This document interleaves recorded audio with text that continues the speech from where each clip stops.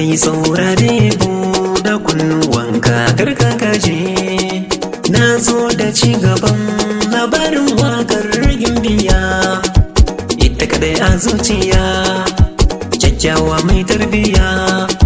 Bayan mun gama waya da ita sai abba ya kira, ya ce fatan na shirya, na ce musu na shirya, gobe sai tafiya. Na je na kwanta amma na kasa barci sai sake. Za a bani aurenta ne ko za a hana ni don ban sani ba. Har gari ya waye barin ba sai da nan ji ana kirana. Na fito na duba wai ashe kowa ya shirya ana jirana.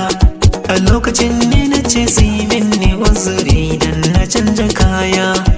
Kafin na canja sai ga waya na ringin kiran su yaya. Fada ke min wai me nake kowa ya shirya ana jirana. Ina fitowa mun ka hau motar tafiya ba batun tsayawa. Muna kusantowar gidansu sai na kira ta domin sanarwa. Ta ce da ni mun ka ina ne mu ne suke jira ina sun baba. Na ce da ita gamunan tare ni da su gamunan isowa. Muna isowa gidansu manya da yara suna maraba. Anan sun kai mu masauki don mu huta suna maraba. Muna zaune sai ga kanwar baby ta kawo abin tabawa. Abinci ne baby ta girka domin mu akwai kulawa. Har yayana yana cewa sirika girki ta kwarewa.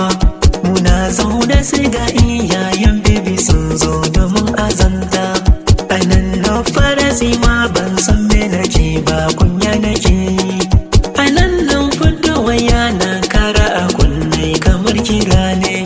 Anan nan farsu suna tantaunawa na je ina su maye. Bayan wani lokaci sun fito kowa murmushi yake yi. Anan ne na gane cewa shirye-shiryen ma biki ake yi. Habib Kaku on the mix.